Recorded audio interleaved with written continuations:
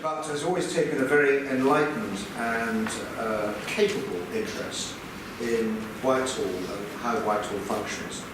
And we've had very many great conversations, and I very much welcome, it's something we try to do on our committee, is talk about success and how to learn from success rather than failure. The PAC does failure, which is why the tone of our discourse is so different. But I mean, it is actually very deliberate that we don't want, I mean, we do far more exploration and discovery in our opening sessions if we watch the Permanent Secretaries in front of our committee on Tuesday, rather than accountability and prosecution.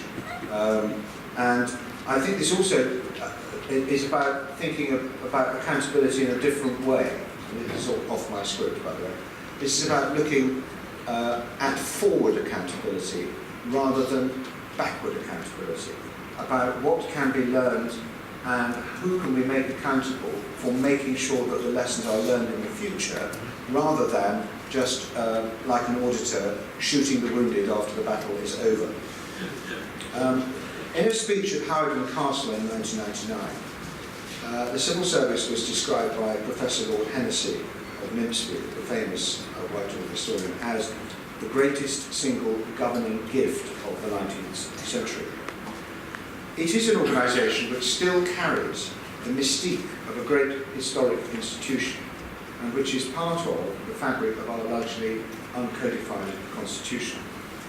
It has been revered as a paradigm of impartiality, integrity and excellence, copied as an exemplar for governments around the world, parodied affectionately by Yes Minister and cruelly in the thick of it, and is praised, still praised by ministers as the finest in the world, though I don't think we should be resting on any laurels.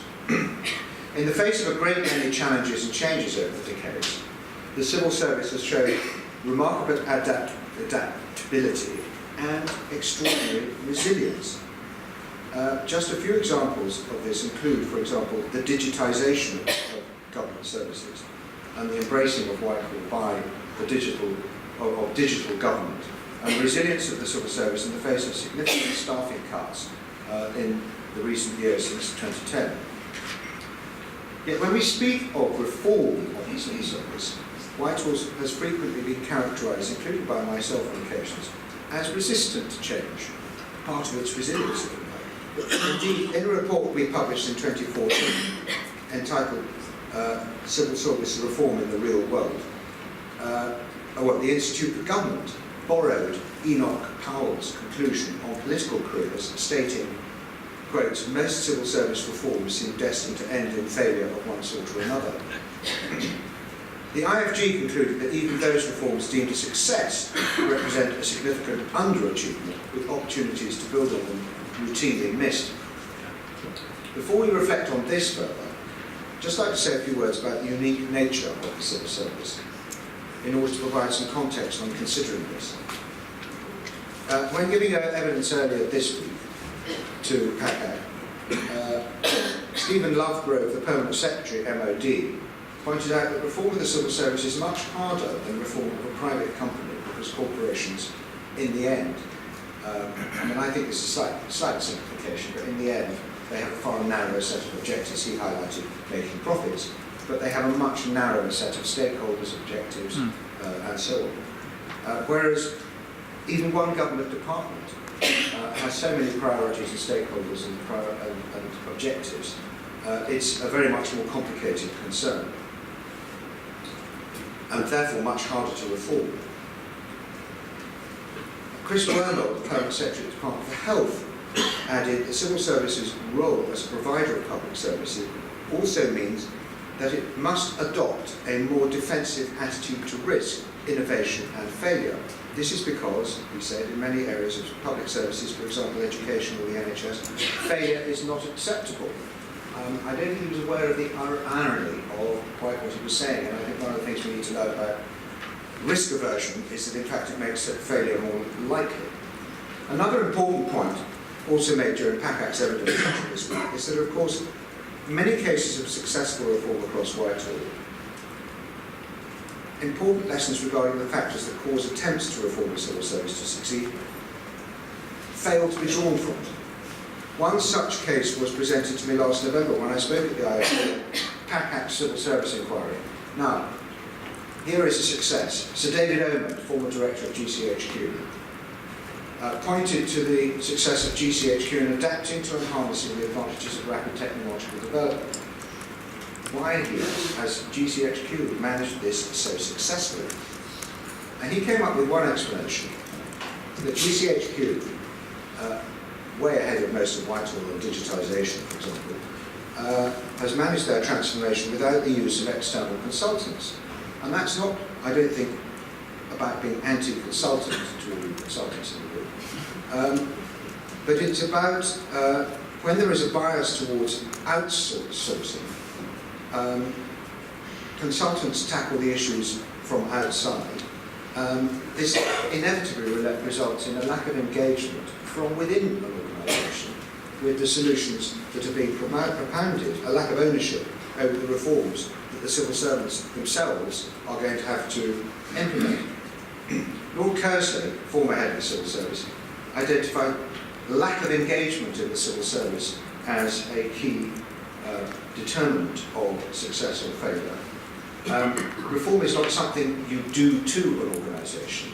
Reform is something that happens within the organisation, and if it doesn't actually involve the behaviours and the attitudes of the people you're trying to reform, then reform will disappear without trace after the people trying to make the reform have moved on. The use of consultants also poses another issue. Once they leave, not only is the momentum lost, but their skills and knowledge are lost.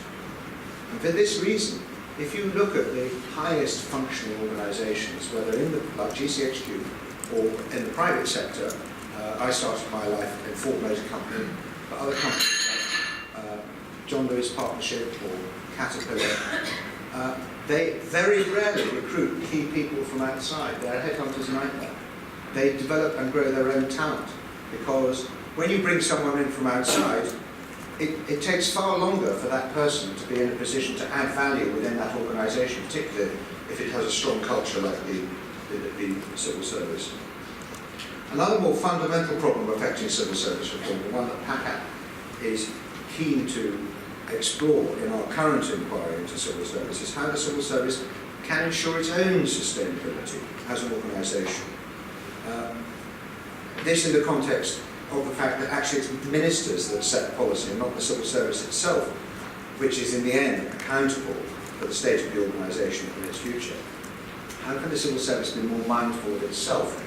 And there was another very interesting exchange with our permanent secretaries about whether they should be asking ministers to be involved with civil service reform. Surely that's something the civil service should be able to do for itself, but just ask yourself what it would be like working in an organisation where the most senior leadership were not interested in the reforms you were pursuing throughout your organisation. And maybe that's one reason why civil service reform tends to be very sclerotic. PACAC put this question to Lord Kerslake and former Cabinet Secretary Lord Butler in a recent evidence session. Lord Kerslake told us that the government must recognise that long-term stewardship of the civil service is an activity that will go beyond an individual administration, and ministers sometimes grate against that. But the government must be willing to support that long-term stewardship role of the civil service. Unfortunately, too often leaders invent something new, keen to promote their own agenda rather than to improve what's come before. And too often they also engage little with the workings of the civil service or how it is planning for its future. And I was disappointed to hear in our evidence session on Tuesday about the lack of engagement that ministers have, for example, with the new Civil Service Leadership Academy. It's never been discussed at cabinet level or in the cabinet committee. We think it should be given, given that the development of leadership in the organisation is such an essential component of success, unless ministers are giving it their support, senior leadership in the civil service will be too often taken away from that very important task to things that ministers think are more important.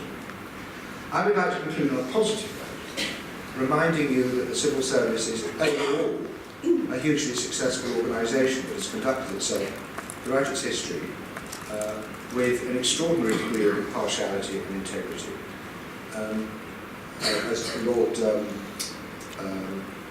As Lord Henderson put it, it's seen us through world wars, depressions, recessions, general strikes, and even Margaret Thatcher and now Brexit. And it was indicative of the civil service. And the first time I sat down with the Cabinet Secretary after the 23rd of June, just a week afterwards, he was cheery, smiling and telling us, this is what we do, everything's got to change, rather than harking back to the past. While reform of the civil service has certainly at times been challenging, there are many areas, including the embracing of digital skills, where it has been remarkably successful. What is important that we understand the key factors that cause reform of the civil service to succeed or fail, to better enable meaningful change to take place. And learning from success is certainly absolutely fundamental to that. Thank you very much. Okay, thank you very much, Ben. It's always nice to hear people saying positive things about the civil service. Having worked in the civil service myself for a number of years, it's not always the case. So thank you very much to Reform for inviting me here today and giving me the opportunity to talk about efficiency, something I feel very passionate about, which is good because it's part of my job.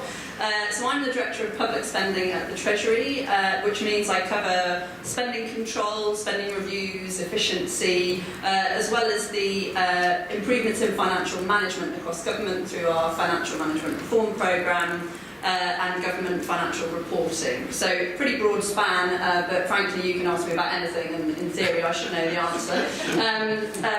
I'm a fairly new recruit into the Treasury. I started there in May last year, never having worked there before. So my experience in government has mainly been on the receiving end of the Treasury, both in the Department for Education and whilst running Nick Clegg's office when he was the Deputy Prime Minister. So it's been an interesting few months getting into the building and seeing how it really works. So I'll just say a little bit about the fiscal context, which I'm sure you're all aware of, but just to remind you of what we're trying to do. A bit about achievements before on efficiency, some of which you've heard about this morning, I think, as well. A bit about the current challenge in the current spending review and what we're trying to do through the efficiency review. So, as you'll know, the economy has proved to be really resilient over recent years. It's the fastest growing major advanced economy in 2016. And the underlying public finances are now a lot stronger than they were in 2010. We've cut the deficit to from over 10% to around 4%, although we're not yet hitting a balanced budget, which we had planned to do in 2019-20. So we do have a new fiscal mandate that the Chancellor set out in the autumn statement in 2016, and we're aiming for a 2% underlying deficit and for debt to be falling both by 2020 and for a balanced budget as soon as possible in the next Parliament. Deliberately vague at this point, I'm sure you'll understand why. We're facing obviously quite a period of economic uncertainty as we negotiate our exit from the European Union, and OBR have thus revised the forecast for economic growth down. What that means in terms of public spending is that efficiency is more important than ever, and we need to keep looking for efficiency improvements. And if the Chief Secretary were here, he would say that he wants us to look at how to do more and better for less.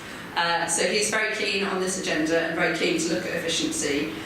We're not starting from a blank sheet of paper. Whitehall has actually delivered quite a lot of efficiencies, particularly since 2010. So HMRC, often at the forefront of quite a lot of digital transformation, have developed things like the online tax account, which makes it as easy as possible for people to pay their tax. And as the Director of Public Spending, that's something I'm a huge fan of. We've also had the introduction of gov.uk, which again you'll have heard about from the Minister this morning, which consolidated hundreds of different websites, and really with the citizen at the centre to say how do we make it easier for people to navigate government services, and that saved millions of pounds. We've moved to online voter registration, so you're now able to register to vote in a very, very short space of time, and it's also got a 90% user satisfaction rating, so it's not only quicker and saves us money, but it's also much better for the citizen who's trying to register to vote. And some interesting stats on government property, which I always like. So we've exited 2.4 million square metres of surplus property since 2010, which is roughly the size of Monaco. So that's a big achievement. It's generated about 1.8 billion in capital receipts and saved around 700 million in running costs. So we can do it. We have done quite a lot since 2010. And obviously it gets more challenging as you keep going forward, but we know that we're building on success, and there are people within the civil service who've really got their hands around how to do this. The current spending review, which we set out in November 2015, however, is challenging, and is challenging for most departments. It also included quite ambitious reforms, transformations, as well as new budgets for departments. There's an investment overall in the spending review of £1.8 billion in digital technology and transformation, including nearly £500 million for the government digital service. There's targets to sell another £4.5 billion of surplus government land and property assets, partly to make way for new homes. We're investing £700 million to modernise the courts and tribunal service, which should deliver savings in the later years of the spending review period in that area. And the NHS is obviously facing a huge efficiency challenge. In the spending review, we said around £22 billion of efficiency needed in the NHS. We're also reducing Whitehall administrative budgets, so budgets that pay for mainly staffing costs in this period by a further 18% on top of what was delivered in the last Parliament. So the civil service, I mean, whilst people say it doesn't really like change, it's got a lot of change baked into these spending review assumptions, and people are feeling like they need to be dealing with a lot of change every day. On top of this, we've also launched the efficiency review, so we know we've got more to do in terms of efficiency to meet the fiscal mandate. And at the autumn statement, we confirmed that there'll be a further £3.5 billion reduction in departmental budgets in 2019-20. And we launched the efficiency review, which is being led jointly by the Chief Secretary and Gummer, who you saw earlier, to find ways to deliver the majority of those savings through efficiency rather than pure cutting or stopping services. That's obviously a challenge, and it's a challenge for Whitehall based on top of everything that we've assumed in the SR. But the Chief Secretary is very much of the view that this is something that we should be doing all the time. We should always be ensuring that we're getting the best value for the taxpayer and that we're delivering the best services regardless of the fiscal context, although we know that because of the current fiscal challenges it's more important than ever. So the efficiency review has quite a broad focus, as well as finding the savings that we need to find through it. We're also trying to look at how we embed a culture of efficiency across Whitehall. How do we find incremental year-on-year improvements in efficiency, and look really at what government delivers and how it can do it better. I heard the last bit of the previous session. I understand there were some questions about cross-departmental working. We're keen in the efficiency review to look at how we can incentivise that more, and we know that given departments have already achieved quite a lot since 2010 in terms of reductions in budgets and efficiency, that we do really need to look at those cost-cutting areas such as mental health, criminal justice, to look at where we can identify further savings. So we've been engaging lots of people in this room and including reform as part of the efficiency review. And really in the panel session today it would be great to get your thoughts. Where do you see opportunities for innovation within Whitehall? You will all have experience that we don't necessarily see in the Treasury. All your thoughts about how efficiency can be built into the ordinary work of government. And also more thoughts on how technology can be used to improve government services based on the last panel as well. That would be really helpful. Thank you. I must say, no public money was spent on the design or creation of that. I asked the National Audit Office, it's such a good slide, I'll leave that a bit longer. I asked the National Audit Office for examples of success, and they sent me an email yesterday that said this: I am afraid that our teams are finding it considerably harder to identify examples of success stories compared to when they were asked to find examples of failure. This was in response to an email from me, actually a conversation, and then an email, an internal email went round saying, because of course I'm one of those people who prepares very far in advance. It said, another urgent request from Richard Bacon. And anyway, this is what they said. And I do want to talk about success, because I've been ordered to by Andrew and Charlotte, and I'm sure I will. But I'm not going to pick him up on his cheap jibe about my book, because actually we on the PAC do look at failure. And I do have a book. That book that I wrote, Conundrum, is really about failure, I don't deny it. And I have another book about success, I just haven't actually written it yet. And I'm much more concerned about housing, so my book on housing will come out before my book on and my book on world peace, and then my book on success in government. But I am very interested in this question, and the truth is that parliamentarians, auditors, journalists, universities, business schools, think tanks, trade associations, government bodies, everybody has asked this question. And most of the answers are roughly the same. Oh my God, okay, I'm going to shout loudly. If you don't know what you want, or what you want keeps changing, or you can't commit the required money to the project, or there's no one in charge of the project, or you keep changing who's in charge, or the person who's supposed to be in charge doesn't really call the shots, or the person at the top of the business doesn't care about the project, and you don't focus on what the actual benefits of the business is, and you don't regularly talk to the people who have to use the system, and you don't constantly check progress, or you have an unrealistic timetable you try to run before you can walk, or you fail to test the system before you launch it, and you don't provide enough training, you don't have a plan B in case things go wrong, you try to bite off more than you can chew in one go, or if you don't realise the bigger the project, the greater the chances, this is why it won't work, because that one stuck out too far. The greater the chances of it being overtaken by events or new technology or new legislation, there's so many things that go wrong there.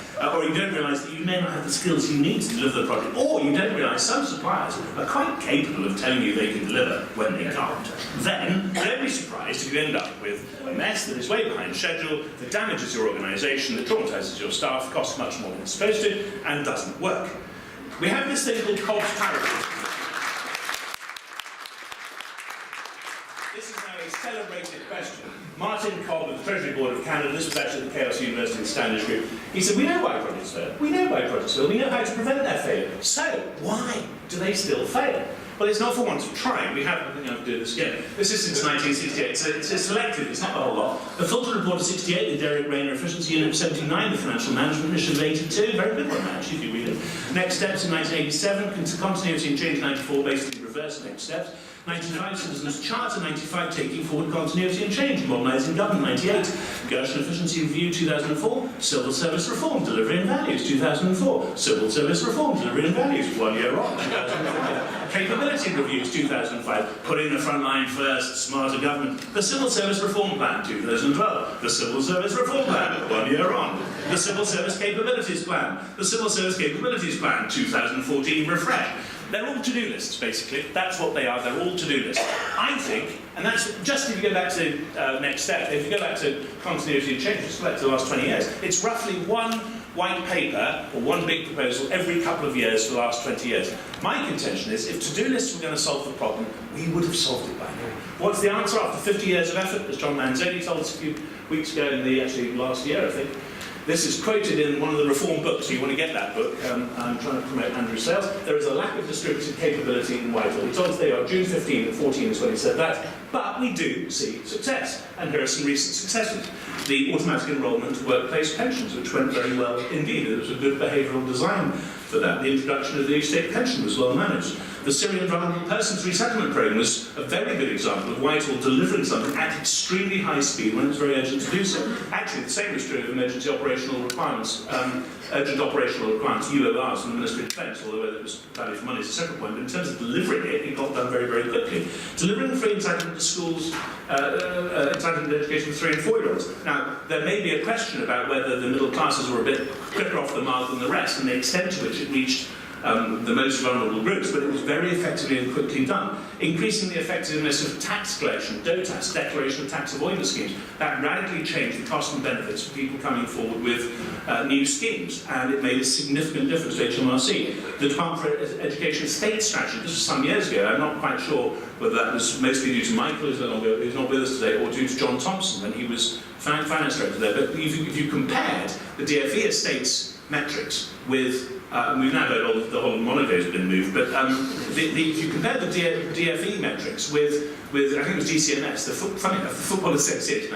Anyway, somebody to do with football, not I'm an expert on football. There were huge differences, and the Department for Education came way at the top there. Transport for London, the Oyster card. You never hear about it because it's a great success. The one time it hit the papers was one Saturday afternoon when it failed to take money, and then it's all over the newspapers. Mostly you don't hear about it because it's a success. Crossrail, huge success. Expansion of academies. Whatever people think of academies, we've had our criticisms of academies, but mostly they've gone.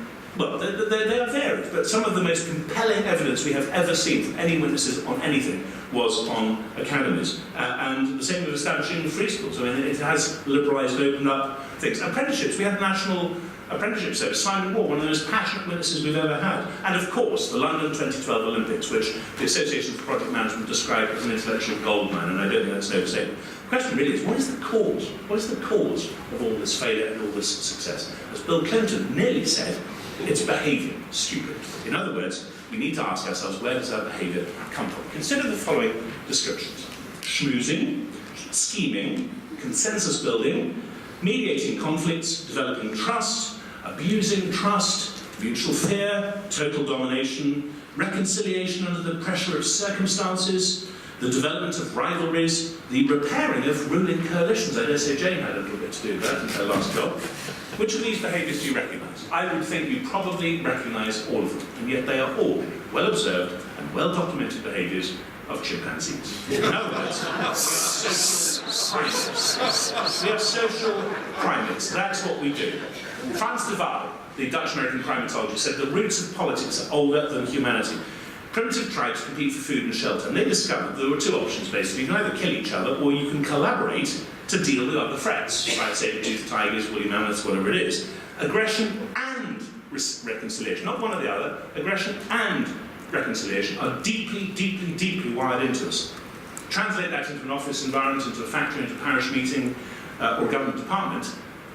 The behaviours are still there, they're still pre-wired, they just manifest themselves differently. Territory, security, insecurity, status, hierarchy.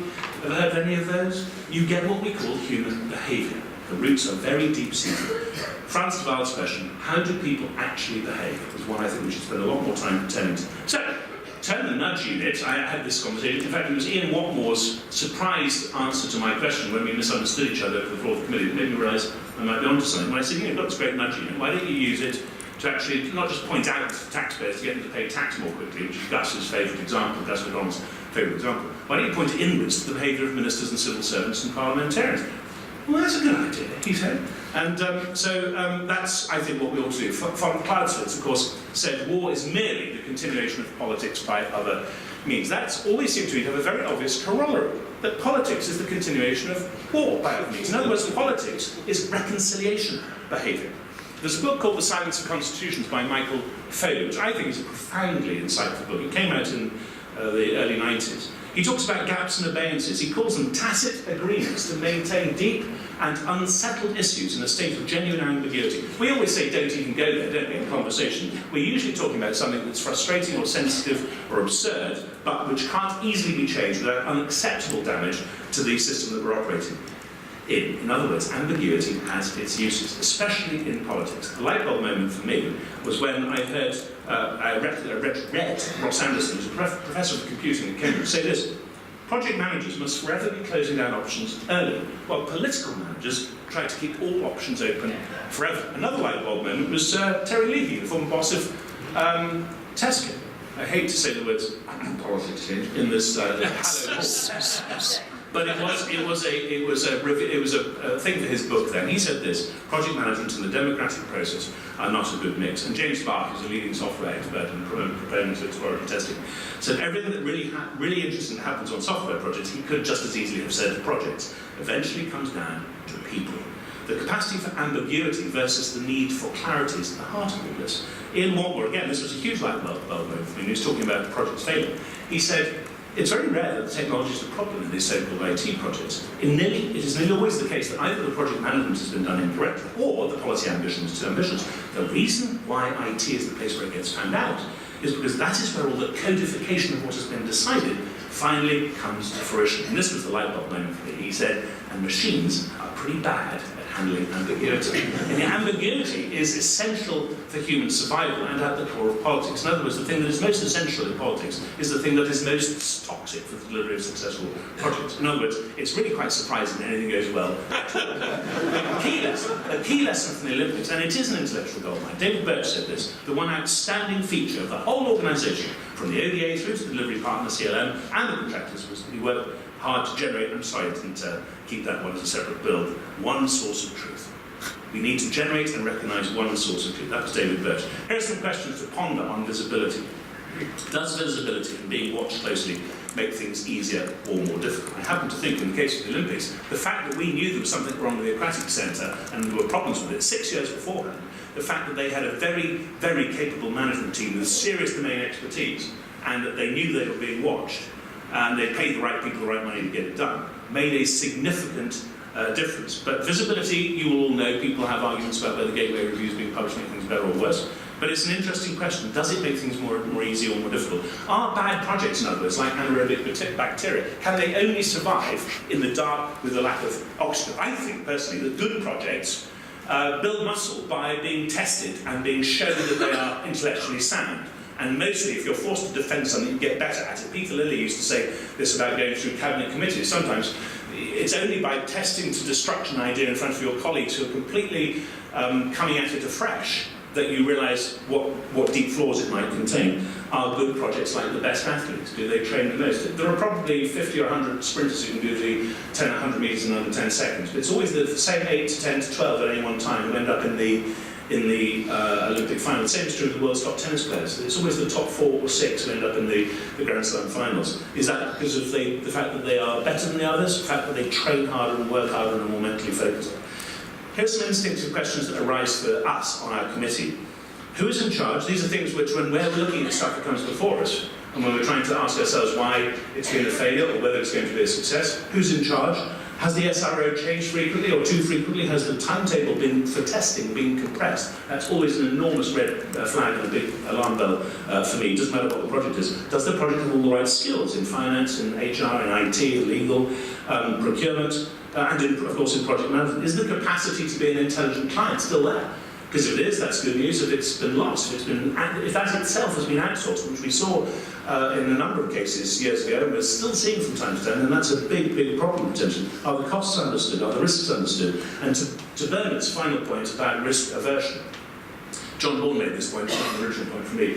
He talked in his book about the fact that people often talk about civil services being risk averse, when in fact very often, of course we know that that's sometimes true, but very often it's the case, he says, they're risk ignorant. The civil service will sometimes take enormous risks without being aware that it's doing so. And in particular, of course, because they're egged on by ministers who are completely ignorant. And therefore, it seems to me, and I have this out with John Manzoni as often as I possibly can. I was talking to Tony Nace of the Infrastructure and Projects Authority last week in Oxford about it, and I was doing a thing there. It seems to me it should be absolutely in our meat and drink for every member of Parliament. We know that for 91% of the time, the ministers are coming from a very small pool. They're called members of Parliament. Of course, peers come in from time to time, but most people come in as members of Parliament, become minister, so that's where they mostly come from. So, knowing that that's the case, it seems to me if we want more success, we should embed every member of Parliament in the knowledge that there's quite a likelihood that at some point they'll become a minister, just what the difference is between risk aversion and risk ignorance, just what it requires to do something successfully. We start to do that as a matter of norm. If that's the new normal, if that's the default position, it's just possible we'll start having even more success, which my constituents as taxpayers and we all as citizens deserve. Thank you very much.